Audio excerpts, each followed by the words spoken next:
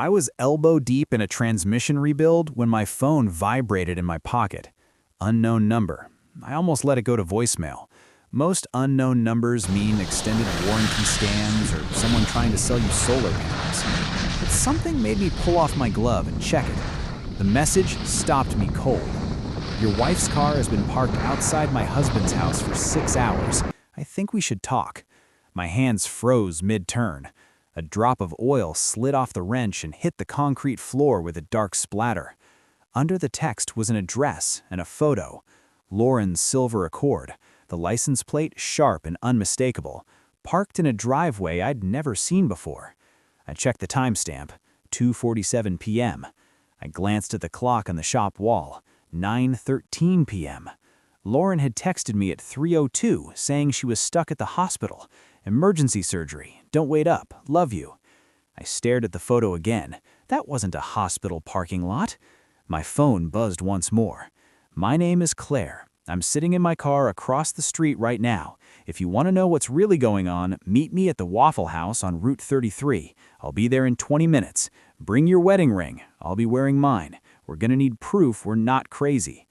I read that message at least 10 times. My pulse was steady, but it felt forced, like my body hadn't caught up to what my brain was processing. Then I grabbed my keys without another thought.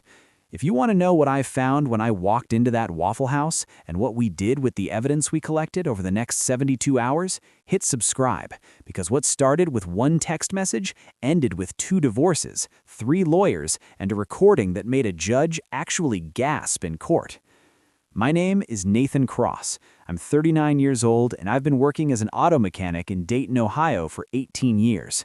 I own a small shop called Cross Automotive, wedged between a Dollar General and a tax prep office on the south side of town.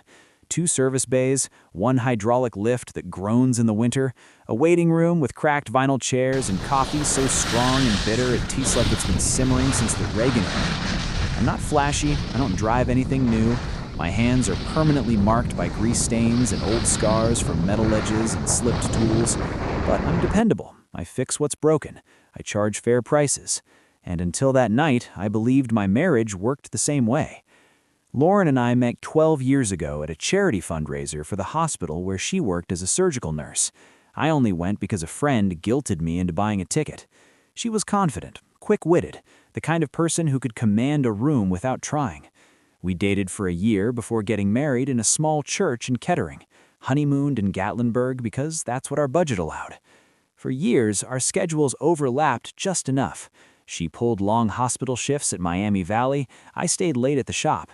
We'd meet in the middle with late-night dinners and slow Sunday mornings. It wasn't glamorous, but it was ours. About 8 months ago, something shifted, subtle at first.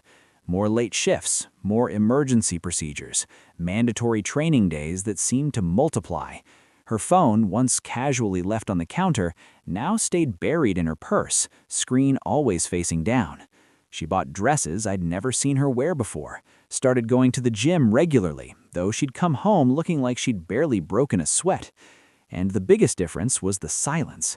She stopped asking about my day. The stories about difficult patients or chaotic surgeries stopped too. Conversations turned into surface-level exchanges.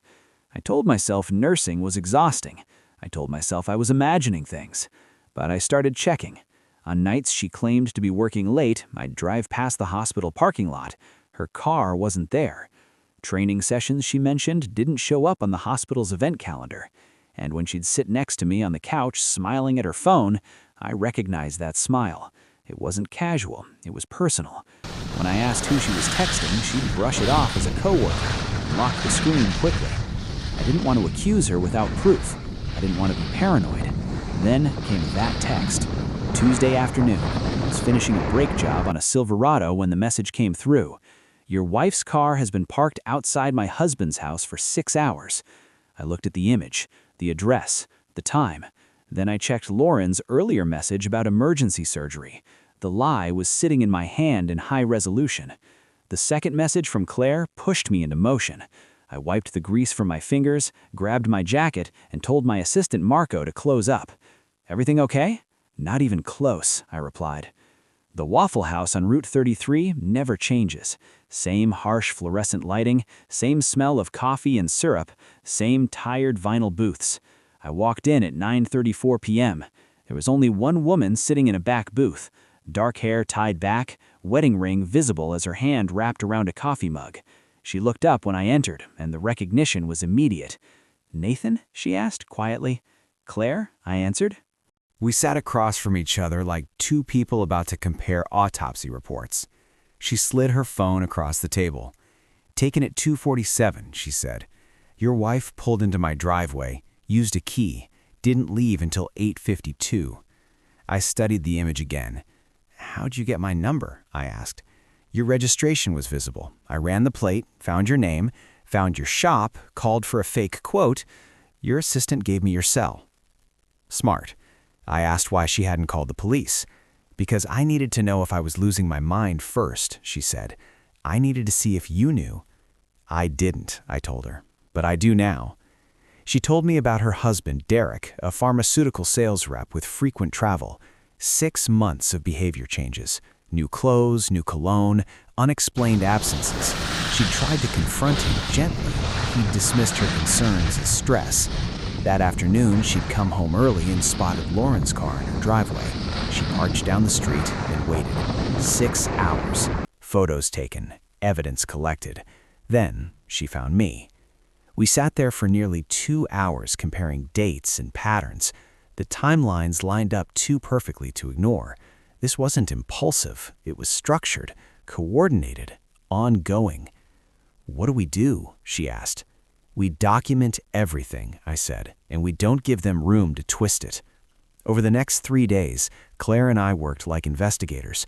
She tracked Derek's departures, I tracked Lauren's excuses. We photographed vehicles, logged times, saved messages. Tuesday and Thursday evenings at her house, Friday afternoons at a hotel near the airport, Saturday brunch in Beaver Creek, hands intertwined like teenagers. Claire took pictures from a distance while I watched from my truck through binoculars. Seeing my wife laugh with another man like she didn't have a husband at home was surreal. "How are you holding it together?" Claire asked once. "I'm not," I said honestly. "I'm just focused." By Sunday night, we had a mountain of evidence. Photos, videos, timestamps, a clear pattern that couldn't be denied. We met again at the Waffle House and spread everything out across the booth like crime scene documents. "This is enough," Claire said. "We can confront them." I shook my head. "Not yet." "Why?" she asked. I reached into my jacket pocket and pulled out a small digital voice recorder, the kind sold behind the counter at electronics stores for $30. "Because I want to hear them admit it." Claire stared at it. "How?" she asked. I set the recorder on the table between us. "I'm going to plant this in my truck. Lauren and I are supposed to go to dinner tomorrow night. I'm going to bring it up, see what she says, and if she lies, then we have it on tape." Claire thought about it, then nodded. "Okay, but I want to do the same thing with Derek." "Deal." Monday night, I picked Lauren up for dinner. She looked beautiful. Hair done, makeup perfect, wearing a dress I'd never seen before. "You look nice," I said. "Thanks," she said, smiling. "I thought we could use a nice night out." We drove to a steakhouse in Centerville, the kind of place we used to go for anniversaries. The voice recorder was in my jacket pocket recording. We ordered, made small talk. She told me about her day, some story about a difficult patient. I listened, nodded, waited. Then halfway through dinner, I said it. "I feel like we've been distant lately."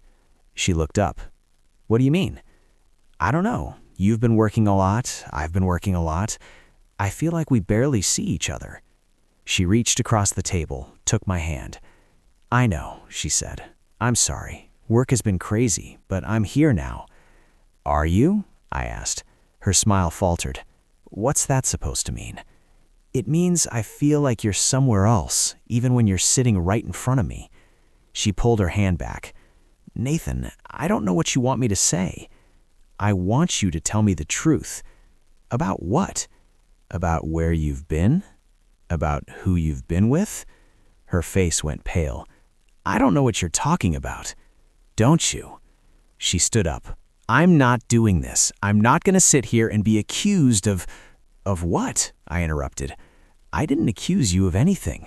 I just asked you to tell me the truth. She grabbed her purse.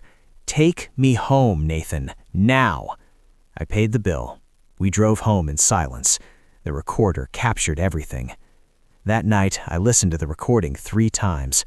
Her denial, her deflection, her anger. It was all there. I sent it to Claire. She called me 10 minutes later. I did the same thing with Derek, she said. He lied too. What now? Now we confront them together tomorrow night. Where? My house, she said. I'll text Derek to tell him to come home early. You bring Lauren. And then we lay it all out. Every photo, every lie, every piece of evidence. And if they deny it, they can't, Claire said. We have too much. I took a deep breath. Okay, tomorrow night. Tuesday evening, I told Lauren we were going to dinner at a friend's house. Whose house? She asked. You'll see, I said. She didn't push it. We drove to Claire's house, a modest 2-story in Kettering. When we pulled up, Derek's car was already in the driveway. Lauren's face went white. Nathan, what is this? This, I said, is the truth. I got out. She followed, hesitant. Claire opened the door before we could knock. Come in, she said. We walked into the living room. Derek was sitting on the couch. He looked confused. Then he saw Lauren. His face went from confused to horrified in about 2 seconds. What the hell is going on? He said. Claire closed the door behind us. Sit down, she said. Both of you. Lauren and Derek sat on the couch as far apart as 2 people could sit. Claire and I stood across from them. We know, I said simply. Derek's jaw tightened. Know what? Claire pulled out her phone, started swiping through photos.